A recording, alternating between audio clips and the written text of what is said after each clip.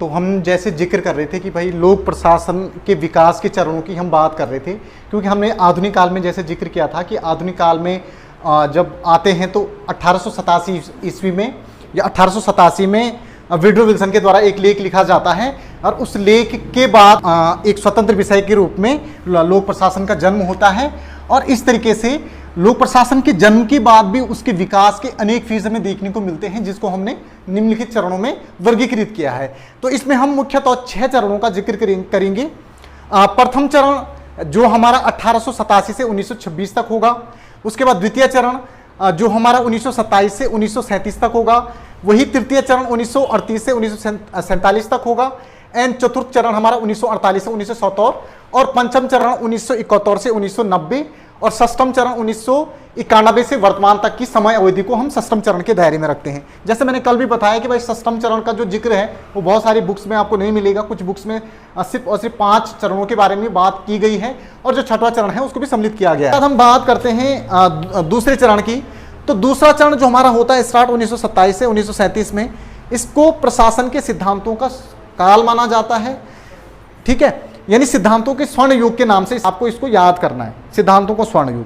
तो द्वितीय चरण के तहत हम जिन विद्वानों का जिक्र करते हैं उसमें सबसे पहले WF Willoughby, Mary Parker Follett, Henri Fayol, Gulick Urwick, Mooney Reiley. तो आपको इसको किस तरीके से याद करना है? Willoughby, Follett, Fayol, Gulick Urwick, Mooney Reiley. Willoughby, Follett, Fayol, Gulick Urwick, Mooney Reiley सिद्धांतों की बात करते हैं लोक प्रशासन में। अब देखो तो द्वितीय चरण है। द्वितीय चरण में लोक प्रशासन में सिद्धांत हैं जिनका पता लोक प्रशासन के विद्यार्थियों को लगाना चाहिए, इस तरीके की बात करते हुए हमें बहुत सारे विद्वान प्रतीत होते हैं, जिन विद्वानों में कहीं ना कहीं विलोवी, फॉलेट, फेयोल, गुलिक उर्विक और मूने रेले का हम जिक्र करते हैं। तो इसमें सबसे पहले देख लीजिए आप FW विलोवी को कि विलोवी किस तरीके की बात करते हैं। विलोवी के द्वारा एक पुस्तक लिखी जाती है principle of the public administration, जो इनके द्वारा 1927 में लिखी जाती है। ये कहते हैं इस पुस्तक में कि प्रशासन में अनेक सिद्धांत हैं, इनके क्रियान्वयन से संबंधित सुधार लोक प्रशासन में हमें देखने को मिलेगा। ये बोलते हैं कि भाई लोक प्रशासन में बहुत ज़्यादा क्या है, सिद्धांत हैं, और अगर हम इनको लागू करते हैं पब्लिक एडमिनिस्ट्रेशन में तो इन सिद्धांतों को लागू करने के बाद हमें बहुत मेजर चेंजेस कहीं ना कहीं पब्लिक एडमिनिस्ट्रेशन में देखने को मिल सकते हैं। तो इस तरीके की बात FW विलोवी करते हुए प्रतीत होते हैं। उसके बाद दूसरे नंबर पर हम जिक्र करते हैं मेरी पार्कर फॉलेट का। तो मेरी पार्कर फॉलेट भी एक रचना लिखती है क्रिएटिव एक्सपीरियंस, यानी सृजनात्मक अनुभव। इसमें ये पुस्तक इनके द्वारा 1929 में लिखी जाती है। इस पुस्तक में भी ये कहीं ना कहीं इसी प्रकार की बात करते हैं जिस तरीके की विलोवी बात करता है कि भाई सिद्धांत हैं, इनकी खोज की जानी चाहिए। उसके बाद नंबर तीसरे पे हम जिक्र करते हैं हेनरी फेयोल का। तो हेनरी फेयोल एक अपनी पुस्तक में सिद्धांत होने की बात करते हैं। ये पुस्तक का नाम था इंडस्ट्रियल एंड जनरल मैनेजमेंट, औद्योगिक और सामान्य प्रबंधन।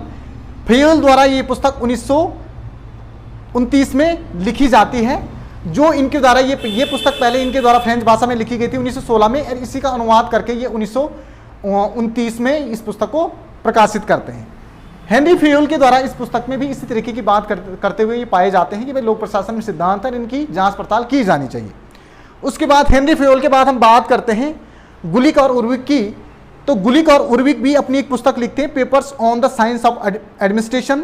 ये इनके द्वारा 1937 में लिखी जाती है। इस पुस्तक में भी ये कहीं ना कहीं सिद्धांत जिस तरीके की विलोवी बात करते हैं उसी तरीके की बात ये करते हुए पाए जाते हैं और सिद्धांत होने की बात करते हैं। उसके बाद मूने रेले द प्रिंसिपल ऑफ ऑर्गेनाइजेशन, संगठन के सिद्धांत 1939 में यानी 1939 में ये पुस्तक इनके द्वारा लिखी गई, और ये भी कहीं ना कहीं सिद्धांत होने का समर्थन करते हैं लोक प्रशासन में कि लोक प्रशासन में सिद्धांत हैं और हमें इनको आगे बढ़ाना चाहिए। तो इस तरीके की बात कहीं ना कहीं मूने रेले करते हुए प्रतीत होते हैं द्वितीय चरण के तहत। गुलिक और उर्विक ने इस सिद्धांत को पोस्ट कोर में समाहित किया। अब देखो द्वितीय चरण में जो गुलिक और उर्विक हैं वो इन सिद्धांतों को पोस्ट कोर के जरिए क्या करते हैं, आगे बढ़ाने की बात करते हैं। ये सिद्धांत होने की बात कर रहे हैं, तो गुलिक और उर्विक पोस्ट कोर थ्योरी के तहत उन सिद्धांतों को प्रदर्शित करने की कोशिश करते हैं कि भाई ये जो चीजें हैं जो इस पोस्ट कोर थ्योरी के अंतर्गत आ रही हैं, ये इनसे कहीं ना कहीं सिद्धांतों को हम खोज सकते हैं। इस तरीके की बात वो करते हैं। तो इस प्रकार से यह जो युग, द्वितीय चरण का जो युग रहा, वो लोक प्रशासन में सिद्धांतों के स्वर्ण युग के नाम से हम जानते हैं। जैसे आप देख ही रहे होंगे कि भाई इतने विद्वान कहीं ना कहीं लोक प्रशासन में सिद्धांत होने की वकालत कर रहे हैं। तो इस तरीके से ये द्वितीय चरण में हमारा खत्म हो गया।